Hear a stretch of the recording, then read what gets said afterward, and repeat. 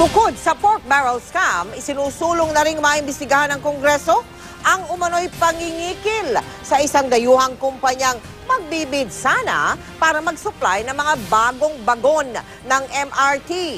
Isang opisyal ng MRT at ilang kaanak ni Pangulong Aquino ang kabilang sa mga idinadawit sa issue. Nakatutok si June Veneracion. Halos 4 bilyong piso ang inilaan ng gobyerno sa planong pagbili ng mga bagong bagon ng tren ng MRT-3. Pero nagkakaproblema ang expansion project ng MRT-3 dahil sa expose ni Czech Ambassador Joseph Richter. Reklamo ni Ambassador Richter, tinangka raw kikilan ng ilang opisyal ng DOTC ang Czech company na Inicon na gusto sanang lumahok sa bidding. Pero si Ambassador Richter wala na raw sa Pilipinas base sa record ng Bureau of Immigration.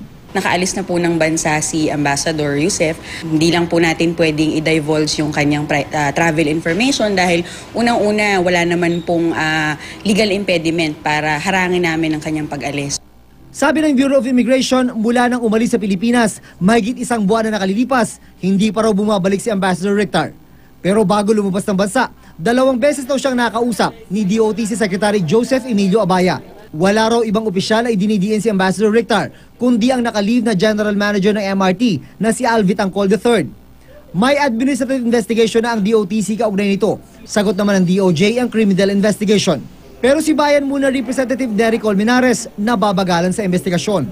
Kaya gusto niyang aksyonan ng liderato ng Kongreso ang kanilang resolusyon na naglalayong imbestigahan ang kaso ng $1 milyong na tangkauban ng pangingikil sa ilalim ng Administrasyong Aquino. Hanggat hindi masagot yan conclusively, ang duda ng taong bayan na tuloy ang ligaya sa ilalim ng Aquino administration ay nandyan.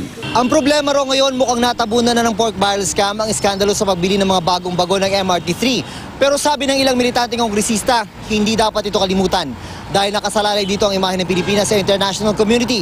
Lalo pat pati ilang kaanak ni Pangulong Aquino ay nadadawit din. Kaya ang gustong malaman ni ACT Party List Congressman Antonio Tino kung nakikisawsaw nga ba ang mga kamag-anak ng Pangulo. Sa sulat daw kasi noon na pinadala sa DOTC ng kinatawan ng kumpanyang Inicon na si Yorgos Sinakis, binanggit ito ang pinsan ng Pangulo na si George Lichauco. Wala nang ibang detalye na ibinigay si Baya tungkol dito pero nangako siyang isusumiti ang sulat. Kailangang malaman ng publiko ito, no?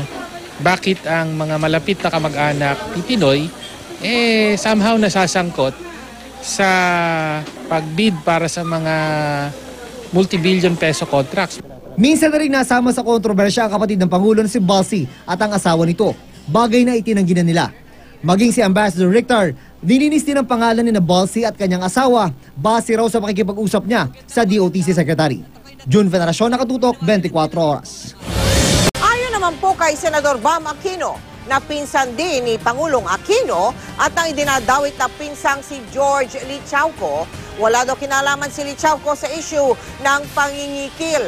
Ang pagkakaalam ni Senador Bam, kinonsulta lang ng DOTC si Lichauco tungkol sa ilang bagay.